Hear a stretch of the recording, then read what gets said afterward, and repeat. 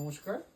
এটা একটা pure cotton Mangalagiri sari আছে, খুব সুন্দর। আঁচলটা যাচ্ছে একটা জরি বর্ডার, আপার ইয়র্ক আর লোয়ার ইয়র্কের মধ্যে একটু জাস্ট বর্ডারটা একটু তারতম্য আছে। ওপরটা থাকছে ছোট বর্ডারের মধ্যে, লোয়ার ইয়র্কের বর্ডারটা থাকছে একটা চওড়া বর্ডার।